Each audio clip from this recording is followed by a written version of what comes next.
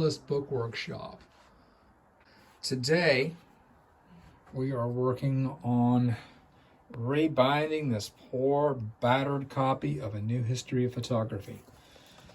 Not so bad here, but oh, well, there you go. There's our problem. I will probably use what's left of this damaged spine and boards as spacers as I break out appropriate buckram cloth from over here and build a new cover. I have stripped off the end pages and have begun clearing material off of the boards which I want to reuse, and possibly the spine piece which I want to reuse. All right, and here we go.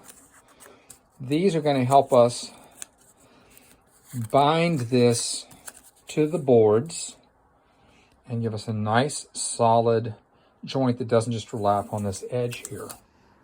So laid out, we're looking at approximately 21 inches this way, and that's about 12 inches this way. So we're going to call that, let's cut for about 14 inches by 23, 24. We want some overlap. Okay, we're going to cut now. I'm going to find my marks, which I've made here, 14 inches.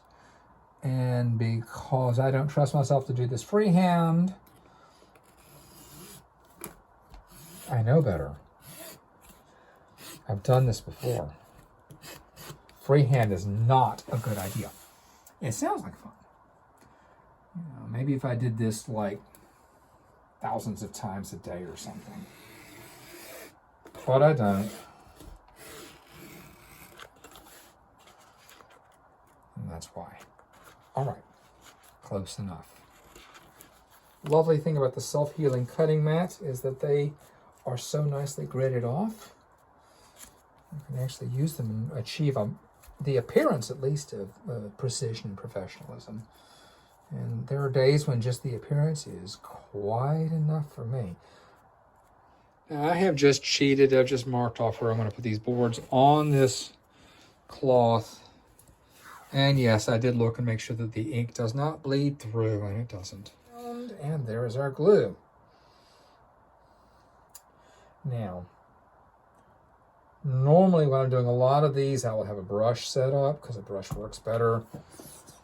Sometimes, though, I'm just in a hurry, and I will use whatever is at hand. In this case, the snarliest little mini spatula you ever saw in your life. But it spreads it out nicely. And it's going to get spread more when I really lay into it. You know, you watch many videos and people will carefully set these things out on wax paper and things like that. But since this is about to go down on this very surface, I figure it's okay if excess glue gets on what I'm working on here. On the shelf. But we're going for a functional book here.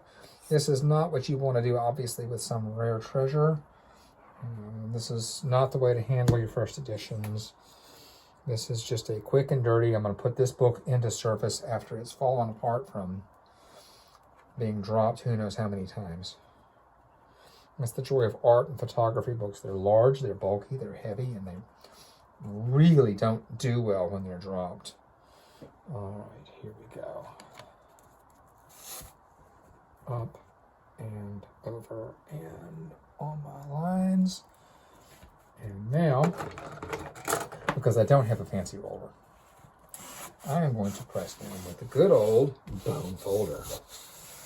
The bone folder's your friend.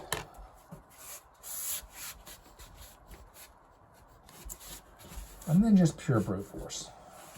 That never hurts either.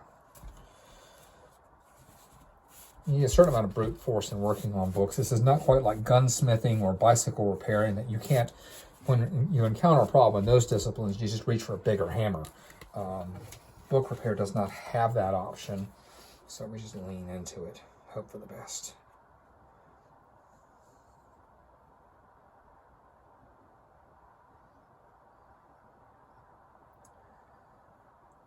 If I were picked up the camera, well, here, I'll have to show you. Just because, you know,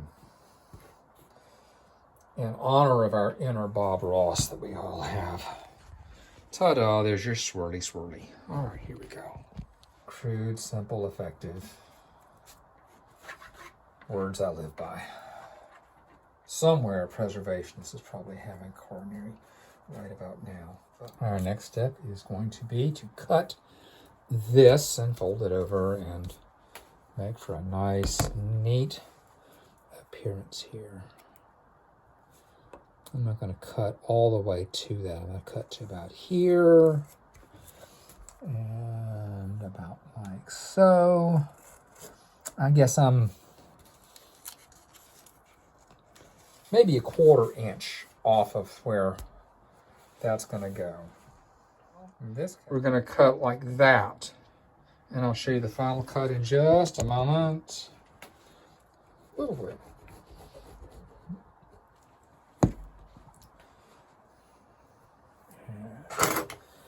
Teflon bone folder is your friend here.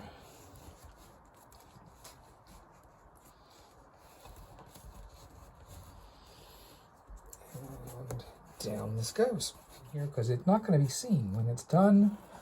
It's all dried, it'll be all covered up, and no one will know that you've got glue happy when you assemble this. And this is, of course, PVA. I could, I suppose, be using the cooked wheat paste stuff. Either way, it's not a health hazard. You're not going to be harming your health in huffing fumes from this stuff as you work. So, and leave your materials management sheets at home.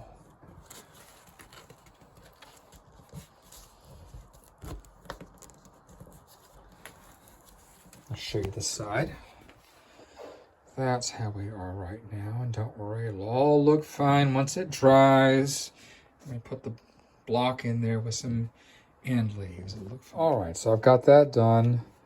I have done this header. I'm about to do the footer, and I'm going to do a non-standard procedure here. You'll see I've got the, you know, I do these things and the word eludes me for this particular type of strip of cloth.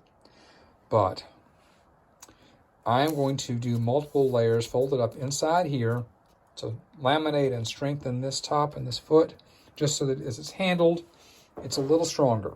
And the quick and dirty method is, here's some glue. Pretty, no. Functional, yes.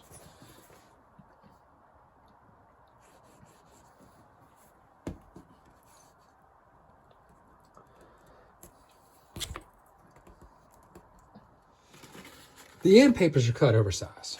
This is nice, high quality paper made for this purpose. And again, I have cut it oversized. I think my best bet actually is going to be to go ahead and I'm going to go ahead and try to trim these first. And if I get a result I like, then I'll go ahead then and glue them onto the ends. So we'll see how that goes.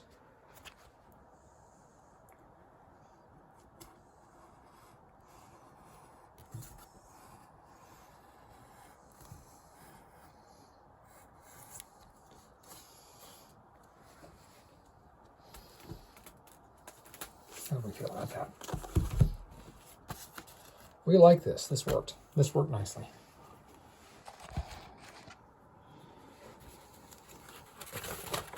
So I'm going to give this a little glue on this edge here.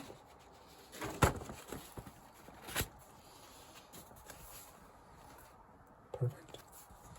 Or as close to perfect as I'm going to get.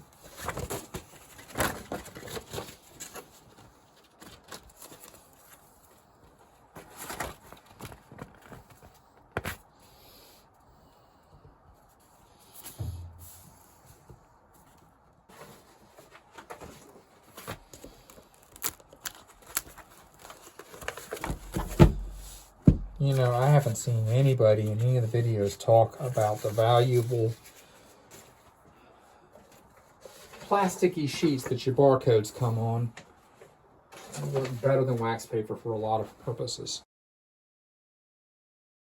So what on earth am I doing, you ask? Well, I realized as I dry fit this into the casing that I built yesterday that I had made a mistake because I needed more like 12 millimeters of space here rather than the 5 or 6 that was in it as it was left the publisher. So I could either have completely scrapped this or started over, or I can essentially do a reback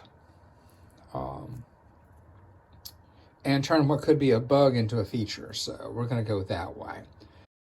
We've done our repairs to our spine to extend it, make it longer here. Basically reback trick, dry fitting it all together. And it goes together and looks like it's going to bind up correctly. And look, you have this nice contrasting spine. In our very best Pee Wee Herman voice, we can say, I meant to do that. Use a brush this time, because I'm going to go to the edges. I've put a non-stick paper underneath the edge so I can work aggressively or assertively, however we feel about it, to distribute glue to the very bitter edge. Also going to make sure that there is glue attaching my tapes over here, because they are also going to be a structural member here holding this together.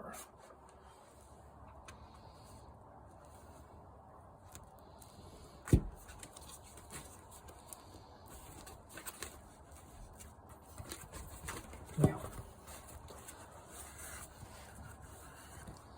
that's where we want it. All right.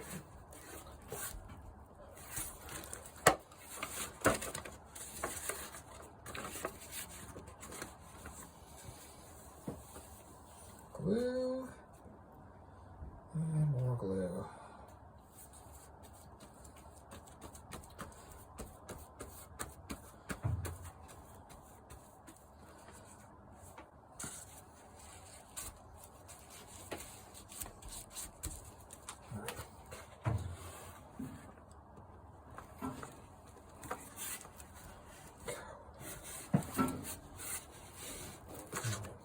Lift this out. That went where I wanted it to go. That's good. Put these away. Take a deep breath, and that's going to work. It's not perfect, but it's so close, I'm going to live with it. All right. All lined up.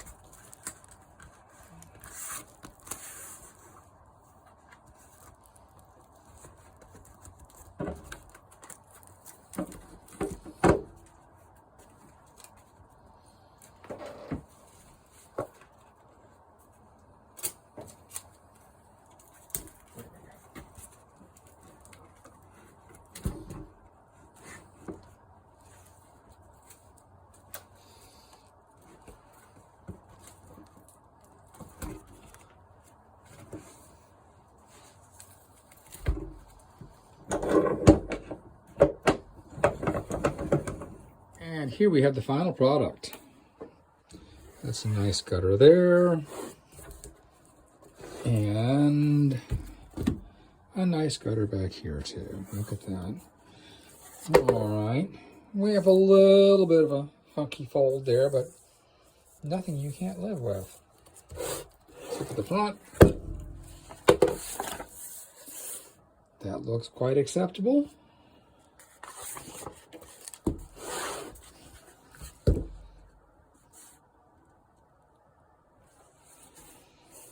It could be better right here, but we're going to live with it. We are certainly going to live with that. And it certainly is vastly better than it was when we started. Okay. We'll shoot for perfection in the next one.